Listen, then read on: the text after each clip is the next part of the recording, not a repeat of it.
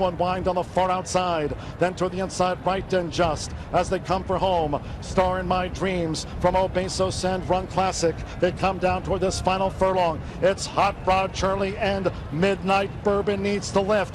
Hot Rod Charlie finding for Joel Rosario. They come past the 16th. Hot Rod Charlie just holds Midnight Bourbon, and rattling home is Obesos. It's Hot Rod Charlie to win the TwinSpires.com Louisiana Derby.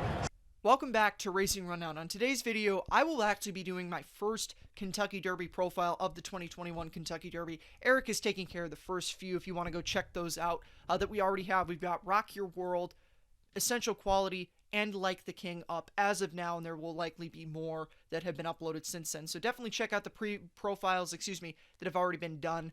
But on today's video, we have Hot Rod Charlie, the winner of the Louisiana Derby. We actually talked to Hot Rod Charlie's trainer, Doug O'Neill, last week, so if you haven't checked that out already, definitely head over.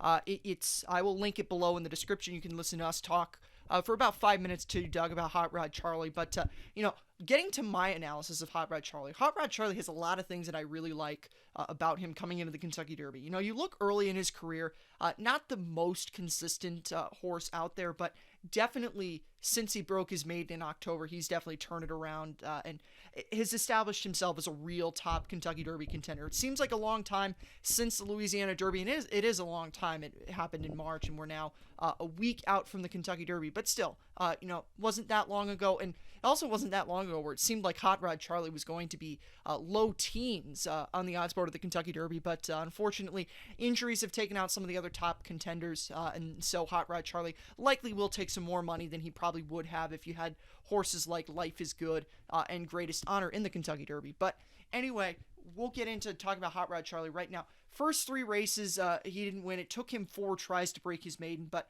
once he broke his maiden, he broke it over a horse who had been pretty good early in his career, Parnelli, for trainer John Sheriff. So unfortunately, Parnelli has not panned out to what it looked like he could have been looking at his first couple career races, but at the time, Parnelli was still a solid racehorse, and Hot Rod Charlie beat him very nicely in that race, and then came back and ran his big race, which is where everyone first heard about him in the Breeders' Cup. Came pretty close to beating Essential Quality in that Breeders' Cup Juvenile. That was a fantastic second place finish for him.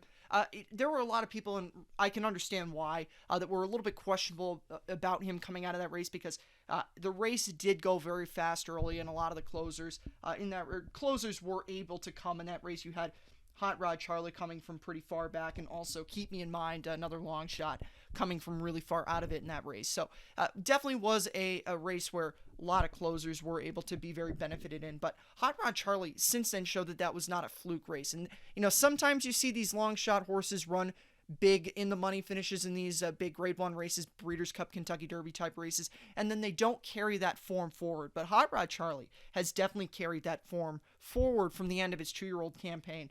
Third place finish in the Bob Lewis, and you might say, okay, that was a third place finish. He got beat by 2 horses, but he was beaten less than a neck, and he was just nosed out by the second place finisher in that race, Roman Centurion. So that was a very, very good effort for Hot Rod Charlie there. And then he went down to the fairgrounds to run in the Louisiana Derby. That was something that was a little bit surprising to see him ship out of town, but went down there and he ran very, very well in the Louisiana Derby. He won almost wire to wire. He was a half length away from winning that race wire to wire, but was on the lead for the majority of the race. Won it in track record time. Now, the Fairgrounds doesn't run a mile and 3/16 very often, so he wasn't really competing against too many other times, but still, I don't want to take that away from him at all. He was still able to go the full mile and 3/16 distance and be able to do it in a very good time. If you run a Preakness in 1:55.06, it's a good Preakness time. So that's a good time for a mile and 3/16 over some decent horses in there. Midnight Bourbon is a horse who always runs an A race, and Mandaloon didn't have his best start, but Mandaloon was a good horse prior to that race, and even Proxy is a horse that I think is very solid. And Obesos, who was third in the Louisiana Derby, narrowly headed out for the second place spot by Midnight Bourbon. He's getting a lot of attention going into the Kentucky Derby. So that was a very good group that Hot Rod Charlie finished ahead of in that Louisiana Derby. So that basically covers what his starts are. Really liked his maiden race. Now, going back to his maiden breaking effort, going back to some of his starts before that, I'm not really taking too much into account that, he had a couple of out of the money finishes and was 5th place in his 3rd career start. That race specifically was on the grass, so that one isn't really super relevant. But looking at some of his, races where he was still losing to good horses early in his career. I'm not going to run through every single one of them, but you can certainly look and see that there is some good back class from his early races. But the most important things is he's definitely taken a step forward from that Breeders' Cup 2nd place finish. Really good 2nd place finish. He, for the longest time, was the closest that any horse got to essential quality. But some of the things that I think are really valuable about Hot Rod Charlie going into this Kentucky Derby, he's a very versatile horse, and we talked about this with Doug O'Neill. In the Kentucky Derby, you can never expect anything to go 100% right for you. We see that every single year, horses that are screwed by positioning in the race and could have run a lot better if they had been able to get better placing early in the race. Now, Hot Rod Charlie is a horse who can come from out of it, and he can also win on the lead. He showed you that in the Louisiana Derby, being able to win on the lead, and he's shown you that he can come from behind in races like the Bob Lewis and in the Breeders' Cup. So that is something that's very important for him to be able to be versatile. So if it ends up in the Kentucky Derby that no one is eager for the lead, which I don't think is going to be the case. I don't think he's going to be on the lead in the Kentucky Derby because I don't think he's going to have to be. But if it's a situation where speed doesn't commit, he can go to the lead and be just fine. But he can also, if there is a ton of speed early in the race, he's not beholden to needing the lead. So that's something that's very important with him. And I think that if you're looking for a horse that you can trust to run a big effort, I think he's also a horse that has been able to show that.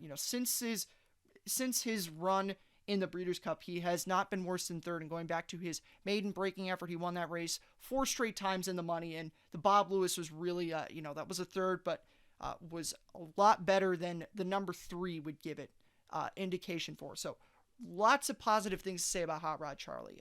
I would definitely say you have to consider him because he is consistent as of late, and he's very versatile. So, there's some horses that might be a little bit more dependent on early circumstance. Hot Rod Charlie's not one of those horses. So, with all that being mentioned, I think really highly of him in the Kentucky Derby, and I don't think that you can completely discount him just because, he may have been a big long shot as a 2-year-old, but he's definitely beyond being a 94-1 shot. He's going to be far lower than that in the Kentucky Derby. So we'll see how he can run. I'm optimistic and also rooting for our friend Doug O'Neill, friend of the program. So definitely a little soft spot for him. We will be rooting for him. But even if Doug O'Neill hadn't been on the show a couple of days ago, I would still think very highly of Hot Rod Charlie. So that's it for this preview. We will have more previews over the next few days, and we're going to have all of those out by the Kentucky Derby week. So over the next few days, we'll be finished with all 20 of the previews, and eventually when we find out who number 20 is in the Kentucky Derby, we will have all 20 of those out on YouTube. So thank you for stopping by. Hopefully you'll check out our interview with Doug O'Neill. Like I said, I'll link that below in the description, and we'll see you next time. Have a good one.